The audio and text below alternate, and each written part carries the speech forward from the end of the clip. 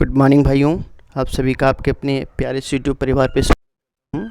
एक बार आपके सामने उपस्थित हुआ हूँ एक इम्पोर्टेंट खबर लेकर के, जिसमें आज हम लोग बात करने वाले हैं एडमिशन फॉर्म में अगर गलती हो गई है तो क्या वो गलतियाँ सुधरेंगी या नहीं सुधरेंगी, पहली स्टेट रैंक कब तक आएगी और कट ऑफ डाइट कॉलेजों की और प्राइवेट कॉलेजों की general EWS OBC SC ST की कट ऑफ क्या रहेगी, क्या कट ऑफ बढ़ेगी, इन सभी बिंदुओं पर चर्चा करेंगे।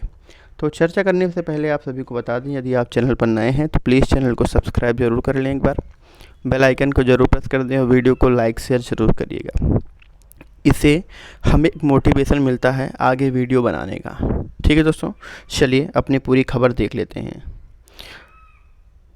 सबसे पहली खबर है कि अपना भारत जो है वो एक नए दिशा की ओर अग्रसर, उसने सूर्य के एनालिसिस करने के लिए आदित्य मिशन चालू किया है, जो इसरो ने लॉन्च किया है और श्रीहरिकोटा प्रक्षेपण केंद्र के माध्यम से इसे लॉन्च किया गया है।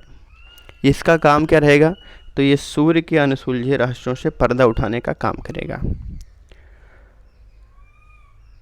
ये कितनी दूर सूर्य से स्थापित होगा, तो ये 15 लाख किलोमीटर दूर जो है स्थापित किया जाएगा और लगभग 125 दिन का सफ़र रहने वाला है। तो इसके बारे में पूरी खबर तभी मिल पाएगी जब ये पहुंच जाएगा। 125 दिन बाद में इसके बारे में पूरी खबर आप सभी को जानकारी दिया जाएगा। आगे देख लेते हैं।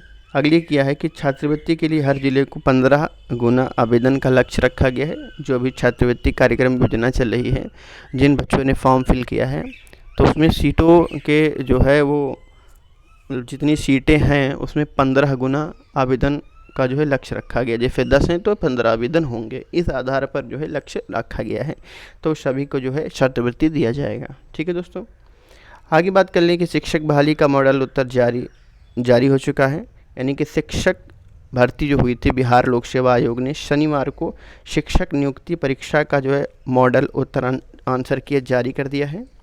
अगर किसी तरह की कोई आपत्ति होती है अभ्यर्थियों को, तो आयोग के डैशबोर्ड पर 5 से 7 सितंबर तक, ठीक है दोस्तों, 2 दिन का समय सभी को दिया गया, 5 से 7 सितंबर तक जो भी आंसर की जारी किया गया है आयोग के माध्यम से, अगर उसमें आपको कोई कमी नज़र आती है तो वो 5 से 7 सितंबर तक आयोग की वेबसाइट पर आप जा कर के अपने क्वेश्चन की जो है डाउट उस पर डाल सकते हैं और आपके डाउट को ज़रूर से ज़रूर देखा जाएगा। ठीक है,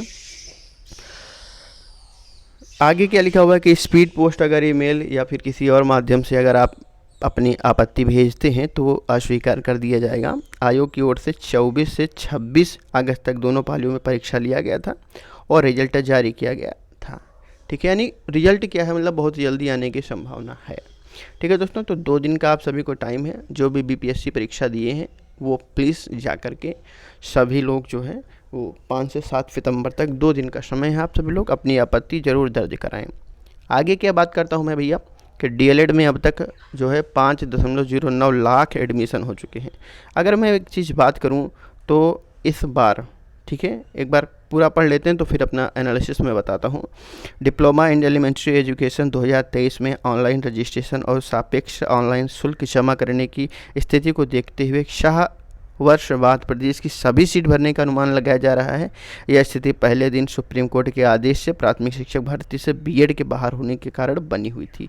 ठीक है दोस्तों, मैं एक चीज़ आप सभी को क्लियर कर देता हूँ कि आप सभी को पता है कि 2019 से 2018 से ही मान लो, ठीक है, 2018 के बाद में बीटीसी करने वालों की संख्या कम हो गई थी। क्यों कम हो गई थी? क्योंकि बीएड को पीआरटी में शामिल कर लिया गया था, तो बीएड करने वालों की संख्या बढ़ गई थी, बीटीसी करने वालों की संख्या घट गई थी। हाल ही में अभी एक जो कि सुप्रीम कोर्ट के माध्यम से बताया गया है कि पीआरटी से बीएड को हटा दिया गया है। 2023 में पीआरटी से बीएड को हटा दिया गया, लगभग देखा जाए 5-6 साल का समय हो गया है। तो इस बार ये अनुमान लगाया जा रहा है कि सभी सीटें भर जाएंगी।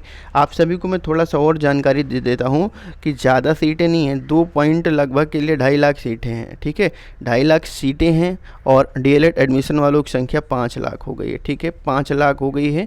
तो एक चीज़ ये अनुमान लगाया जा रहा है कि इस बार कट ऑफ बढ़ने की पूरे चांसेज हैं, क्योंकि सीटों के दुगने, यानी एक सीट के लिए अगर देखा जाए तो जो एक सीट के लिए 2 लोग एलिजिबल हो रहे हैं, तो एक को नहीं मिलेगी, एक को मिलेगी, तो इसलिए कट ऑफ भी चेंज होगी। तो आइए देख लेते हैं अपनी कट ऑफ क्या रहने वाली है 2023 की कट ऑफ।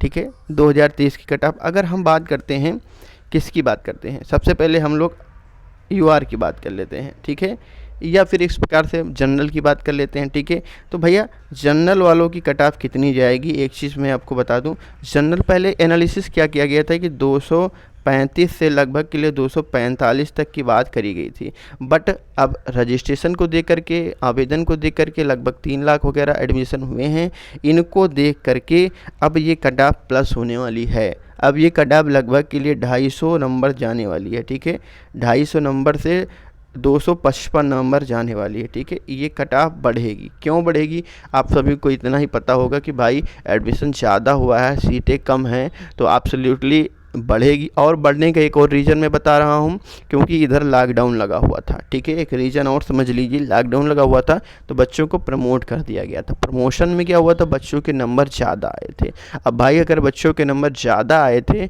जो भी इंटर, जो भी हाई स्कूल में ज़्यादा नंबर था, उसने 3 साल में ग्रेजुएशन पास कर लिया है। ठीक है, तो हुआ क्या है एक्चुअल में, उन्हीं लोगों के वजह से जो ये कट ऑफ है ये ज़्यादा जाने वाली है। तो जनरल की कट ऑफ लगभग 250 नंबर से कम नहीं रहने वाली है। तो जितने भी स्टूडेंट हैं जिनका 250 नंबर बन रहा है, वो अपना गवर्नमेंट कॉलेज की आगे प्रोफेस की बात करें। ठीक है, और नहीं तो अपना प्राइवेट कॉलेज में एडमिशन लें। अभी मैं आप सभी को ये भी बताऊंगा कि प्राइवेट कॉलेज के भी फ़ायदे हैं, ऐसा नहीं है कि प्राइवेट कॉलेज में केवल फीस ही ज़्यादा मिलती है, अभी वो भी मैं आप सभी को बताऊँगा। आगे बात कर लें कि भैया ओबीसी की क्या बात है, तो भैया ओबीसी की अगर रहने मैं बता दूं तो 240 से 250 के बीच में रहने वाली है। ठीक है, 240 टू 250 के बीच में रहेगी। अगर ओबीसी वाले हैं, इतने नंबर अगर हैं उनके, अगर गुणांक इतना उनका बन रहा है, तो डाइट की कोशिश करें। ठीक है, एससी एसटी की अगर बात करें तो इसमें ज़्यादा डिफरेंट नहीं रहता है।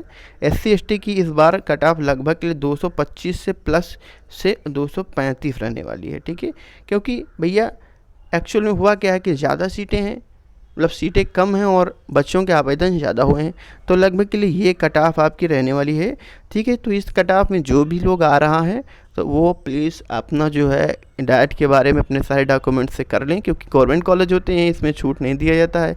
एडमिशन के लिए तुरंत एडमिशन आपको कराना पड़ता है। तो एक चीज़ मैं बता दूं कि भैया अगर आप लोग गवर्नमेंट कॉलेज चाहते हैं, जो भी जिनकी कट ऑफ यहाँ तक है या इनसे 2-4 नंबर 5 नंबर इधर उधर है, कम ज़्यादा है, ठीक है, प्लस माइनस आप लोग ध्यान रखिएगा, जो मिनिमम है उसमें 5 नंबर माइनस कर लीजिएगा, जो मैक्सिमम है उसमें 5 नंबर प्लस कर लीजिएगा, 5 नंबर माइनस, प्लस माइनस की अगर 5 नंबर कर लीजिएगा जो उसमें आ रहा है। ठीक है, तो वो एक काम करेगा, जैसे अगर वो जैसे चॉइस फिलिंग भरेगा, अगर 12 तारीख से रैंक आ रही है, ठीक है, 12 सितंबर को रैंक आ जाएगा, 15 सितंबर से चॉइस फिलिंग आपका फॉर्म चालू हो जाएगा।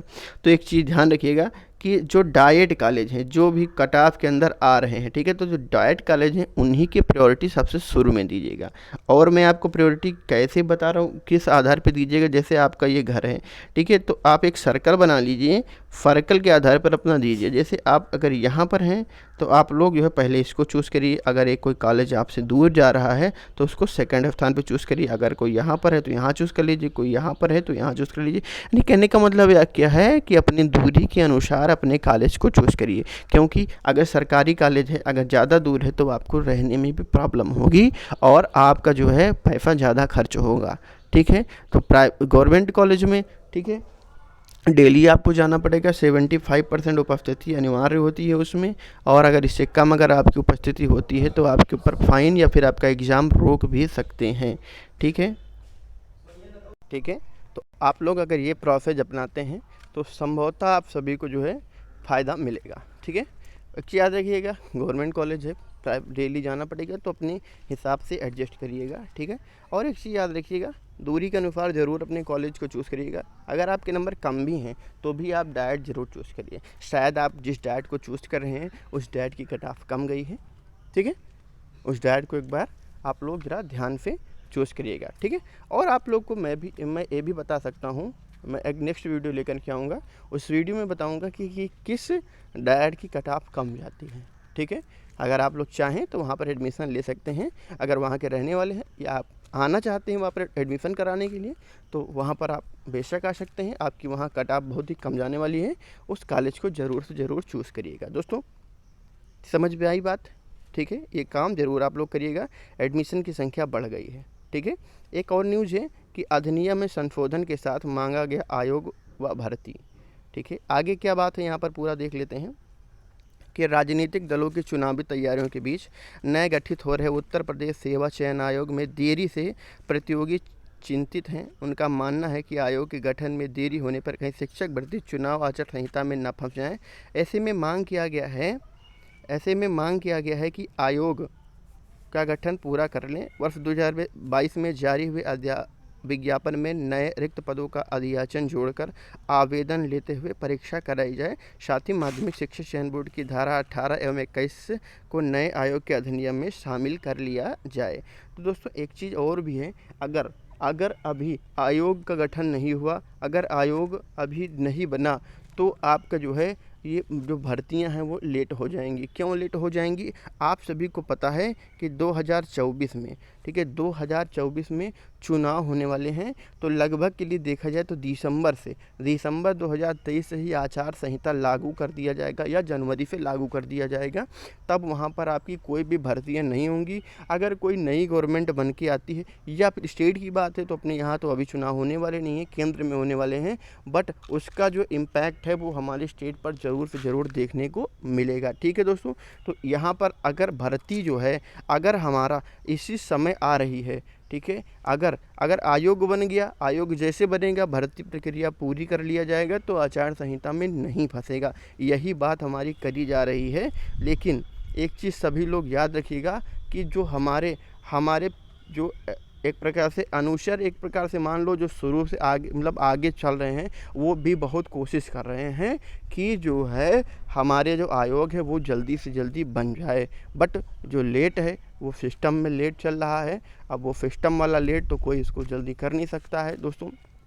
ठीक है, बहुत ही जल्द आयोग का गठन हो जाएगा, उसको बना लिया जाएगा। ठीक है, एक चीज़ समझ, ये चीज़ सारी चीज़ें समझ में आ गई और आपको कट ऑफ भी समझ में आ गया है। ठीक है, मैं इंडिविजुअल चीज़ें लेकर के आऊँगा अलग से। क्या लेकर के आऊँगा? पहले चीज़ मैं ये लेकर के आऊँगा आप सभी को कि कहाँ की डाइट का जो है वो कम कट ऑफ जाता है, तो ये भी मैं आप सभी को बता दूँगा। मैं सीरियल क्रम से लेकर के आऊँगा, बढ़ते क्रम में लेकर के आऊँगा, यानी कि सबसे कम, सबसे ज़्यादा, सबसे ज़्यादा, सबसे ज़्यादा, सबसे ज़्यादा। ठीक है, इस क्रम में मैं बना के लेकर के आऊँगा। तो आप सभी लोग चिंता मत करिएगा, आप सभी को पूरा अच्छे से मटेरियल दूंगा। ठीक है, और एक चीज़ याद रखिएगा, अगर एडमिशन आप सभी का हो जाएगा, ठीक है, अगर आपका एडमिशन हो जाएगा तो क्लासेस के लिए भी आप चिंता मत करिएगा। ठीक है, और एक मैं खबर बताना तो भूल ही गया हूँ। एक खबर ये है कि अगर त्रुटि कोई आपके फॉर्म में पाई गई है तब आप क्या करेंगे भैया? अगर कोई त्रुटि पाई गई है तो आपका फॉर्म रिजेक्ट कर दिया जाएगा और आपको संशोधन का कोई भी मौका नहीं दिया जाएगा, क्योंकि ऐसा शेड्यूल में नहीं बताया गया है कि कहीं भी आपको एक भी बार संशोधन का मौका दिया जाएगा। तो जो गलतियाँ आपकी हो गई हैं वो संशोधन के लिए आपको दोबारा मौका नहीं दिया जाएगा, आपका फॉर्म रिजेक्ट हो जाएगा। एक चांस है, आप हो सकता है कि आपका जो एडमिशन हो जाए। कैसे हो जाए? कि जिस भी कॉलेज में आप फॉर्म फिल करते हैं, जिस भी कॉलेज का आप जो है भरते हैं नाम, वहाँ जाकर के एक बार संपर्क कर लीजिएगा कि सर मेरा ये गलत हो गया है, मेरा एडमिशन कर लीजिए, तब हम आपका फॉर्म भरें। ठीक है, आपके कॉलेज को चूज़ करें। अगर वो कह देता कि एडमिशन ले लेंगे, आपकी जो गलतियां हम सही कर देंगे, तब आपका एडमिशन हो जाएगा, अन्यथा आपका फॉर्म रिजेक्ट कर दिया जाएगा। ठीक है दोस्तों, ये चीज़ समझ में आ गया, यानी कोई भी डेट नहीं निकाली जाएगी। ठीक, बस इतना ही खबर हमको देना था। अगर वीडियो अच्छी लगेगी तो प्लीज़ शेयर वगैरह कर दीजिएगा, लाइक कर दीजिएगा। मैं ज़्यादा वगैरह नहीं कहता हूँ शेयर लाइक वगैरह करने के लिए कि मैं टाइम, देखिए मेरा काम क्या है, मैं एक पुख्ता चीज़ देना चाहता हूँ, ज़्यादा समय ना बर्बाद हो, कम समय में आपका काम हो जाए। ठीक है दोस्तों, वीडियो अच्छी लगी तो लाइक शेयर करिएगा, चैनल को सब्सक्राइब करके बेल आइकन को प्रेस कर दीजिएगा। चलिए लेता हूँ आपसे अलविदा, मिलूँगा अगले वीडियो में, तब तक के लिए गुड बाय।